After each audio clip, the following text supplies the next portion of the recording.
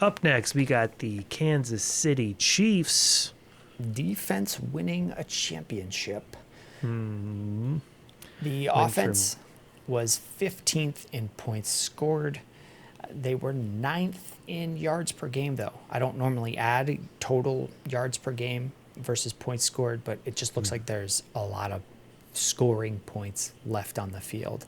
They were sixth in passing yards per game and 19th in rushing yards per game. So notable storylines, injuries last year. I don't know if people remember Travis Kelce tweaked his knee going into the year. And as he's getting older, it just takes longer to recover. He did not play as many snaps as he normally does. I think the percentage was generally like over the past couple of years, he's gone from like 86% of snaps down to 79, and I don't know that it's going to go back up. He's just getting older. So that's a notable injury. Kadarius Toney in their thin wide receiving room spent most of camp hurt and then came out and sucked. The wide receivers, Rashee Rice was a rookie, and that's typically slow starts for rookies in Andy Reid's offense. So when we saw him not really come on until the second half of the year, that fits. That's a little bit ahead of schedule. So going into this year, I think he'll be pretty good. But last year, the receiving room was really bad. The last thing that I noted here was that midway through the season, they traded for Mecole Hardman from the Jets, who is a fine receiver, but they needed help at that position. Yeah. That he was an upgrade. So looking out to 2024, coaching wise, it's Andy Reid. He's Andy Reid, and he's been Andy Reid. Yeah. Matt Nagy's still the OC. Who I care more that it's Andy Reid. It's Andy Reid. Yeah. Yeah. Yeah, exactly. So moving on, offensive line, what's that looking like this year? Good interior, weak tackles. So they had, I think Donovan Smith started games for them at left tackle. He's now gone to free agency. They signed Juwan Taylor from the Jags going into last year. You might remember him Thursday night opening week, getting called for being very deep in his stance, things like that. That's just kind of how you might have heard of him. He was okay. He's not an amazing tackle. He's still there. They drafted a second-round tackle, Kingsley, forgive me on the pronunciation, Suamatea, something along those lines, or maybe not at all. But so they're addressing the weakness on their line, but the interior was good. They have very good center. Is it Creed Humphreys? The line is not going to be a major pain point for them this year like wide receiver was.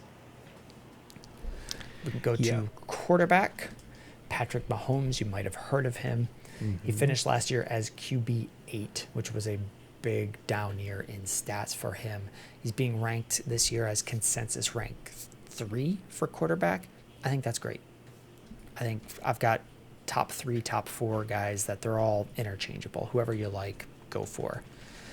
Last year, he had 4,100 yards, 27 touchdowns, and 14 interceptions. It was a bad year. I think a lot of that was his receiving options. Yeah, a lot of drop passes last year. Yeah. One of my favorite ones because it was that first opening night game because they were the champions. It was a meme of the ball in Kadarius Toney's hands, and then the caption said, "This was a Lions touchdown." Because of how badly Toney tipped the ball to someone else, and then they just returned it for 6. Mahomes wasn't the problem. The supporting cast was not there. And we're going to cover it as we get into receivers, but they've added Hollywood Brown, Xavier Worthy, Rashee Rice is into his second year. They're generally going to be moving on from guys like Sky Moore, who is still on the team, but just won't be getting as many opportunities with these guys taking over. Let's go running backs before we really dive into wide receivers, though. Isaiah Pacheco, he is being ranked as QB as running back 11. He finished last year as running back 16. 11 is a little bit high for me, but I think he feels like he's a low or like a pretty safe floor kind of guy. There isn't really anyone on the team that is a threat to overtake him as the number one option. Clyde Edwards-Helaire is back on the team, but I think he's just depth for safety. He'll get some carries, but not a fantasy option. Yeah. So Pacheco was strong. He's good. Yeah, he's strong. He's good. He's a rare case of a team sticking with a running back drafted on day 3. So he was a 7th round pick. He's entering his 3rd year, and they seem to be sticking with him. They haven't made any moves that they're trying to replace him. Yeah. Wide receiver. This room gets so much better. They've added Hollywood Brown. He finished last year as wide receiver 52. He's being ranked as wide receiver 38. The notes here is I just have him as this is such a weird career for a 1st round draft pick that has been good and just doesn't have the stats lining up with it. Like in Baltimore, they weren't throwing a lot. He was traded to Arizona for another 1st round pick and just didn't actually end up having that much time overlapping with Kyler Murray there. Kyler was injured. He's been injured. When they did start together, he was good. It's not a huge sample size, but he is pretty good. He's found a good fit here where Kansas City can't afford to pay a lot of free agent receivers, and he's looking to put up stats in a year and get another contract. If he stays healthy, I've looked at past year's targets for him. I could see him easily getting over 130 targets in this offense, and that'll give you better than wide receiver 38 value. Yeah, absolutely. Also, Xavier Worthy. Yeah, late 1st round rookie, set the record for the fastest combine ever. Typically, the other guys that he would have been knocking off as fast as ever have been pretty bad, like John Ross for the Bengals, I think might have been the fastest before that, or up there as the fastest. Usually when the guys are super fast, it doesn't mean that it's going to translate into the NFL. However, with Xavier Worthy, he's shown that he can run routes. He can do receiver things on top of being very fast. When we're looking at his production for this year, I think it'll be a slow start on. Rashee Rice last year didn't really do anything until the second half. I'm not expecting massive week 1 success for Xavier Worthy. I think he's going to be drafted pretty high compared to other rookie 1st round receivers over the past few years, based on it being the Chiefs and him being a name that people know based on that combine 40 time. I don't be surprised if he does not pop off early. In week 1, week 2, that you might be waiting a month if you draft him, but I could see myself grabbing him and stashing for a month. Kadarius Toney is still on the team. Coaches are still talking about him. He is still awful. I'm not drafting him. He gets hurt a lot. He also sucks a lot. This is kind of the counter other type of 1st round pick compared to Hollywood Brown, where Kadarius Toney was a 1st round pick. His team traded him away for a 4th, maybe something like that, where he wasn't traded away for similar value, and he has not been good on his 2nd team. So it just seems like he's going to finish out that rookie contract with the Chiefs. They'll tack it up as a loss and move on. Yeah.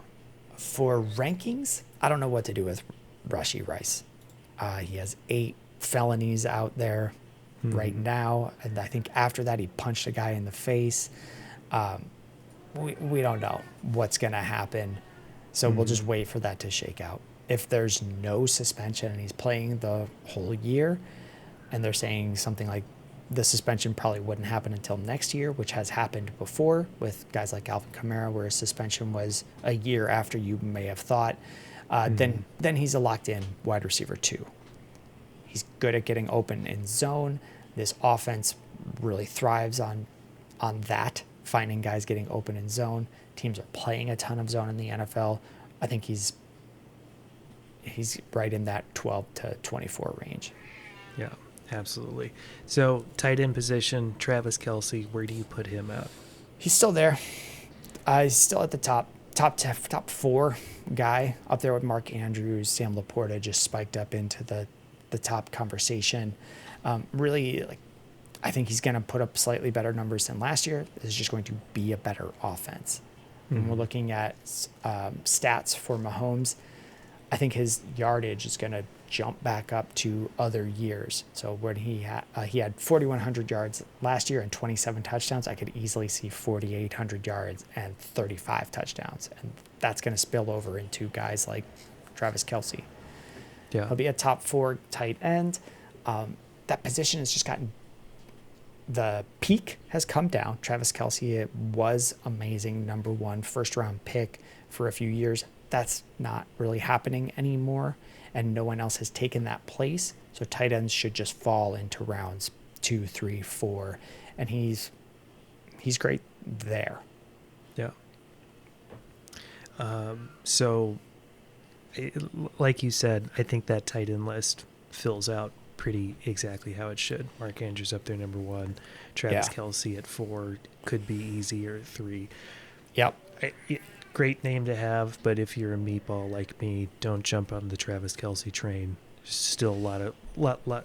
I guess not a lot of great tight ends, but there's very good tight ends out there. So what are your big 3 takeaways for this Chiefs team as my cat screams at me in the background? Yes, yeah. We just got to see what happens with Rashee Rice. Not a big 3 takeaways. I feel like we've kind of nothing really jumps out with this team as nothing jumps out value. because there's so many obvious things. If you can get Mahomes, you get Mahomes, that sort of thing. Isaiah Pacheco is going to be good, Yeah. So the difference with someone like Mahomes and Herbert, it's people already think Mahomes is going to bounce back. People don't think Herbert will. I like both of them. So if you get Mahomes in the 4th, 5th round, that's great. Other takeaways, Hollywood Brown has potential to easily outperform where he's being drafted at wide receiver 38. Yeah. And then, of course, if you can get the big boys, get the big boys. Sure. Big it up. The Chiefs are the Chiefs. They had a very good defense. We know who their performers are, the big-time performers. And then, like you said, there's that possible value there with the other ones, with your Hollywood Brown.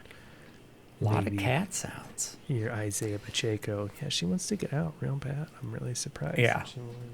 Yeah, but other stuff, you just got to wait for it to shake out. Yeah, Rashee Rice, we'll see if he's arrested or not. Yeah. Or if he just keeps punching. Could be. There's a lot of possibilities out there. So full division takeaways here. Pick up Herbert. That should be value. Draft Herbert. Always don't draft so Herbert. I can. I'm always going to be drafting Herbert. Just ABD, always be drafting. Herbert. Always be drafting Herbert. ABDH. Yeah, ABDH. Read it on your chest. Javonte Williams should be good. Should be good. Should be good. Should be good. That seems like that seems like a Should be good. potential value there. Yes. Devontae Adams, he'll still be good. He'll be great. He'll be great. Still be great. He'll be great. The Chiefs, it's the fucking Chiefs. The Chiefs are going to be really good. They're going to be really good. And when you think that they're bad, they're still going to be really They're good. still winning the championship. Because also this is a bad division. Because I feel like they're in full Tom Brady Patriots mode, where they're in a bad division. It's a horrible division. So yeah, they're probably going to look like shit during the regular season because they can. That's true. But it doesn't matter if you're going to win all of your in-division games. Yeah, and they're. I think the Chargers will be better, but everything else is just a cakewalk. Any last words, Darb? No, let the cat out. Okay. All right. Thank you for watching, listening to my cat scream via Pork Lift Certified. Keep on porking.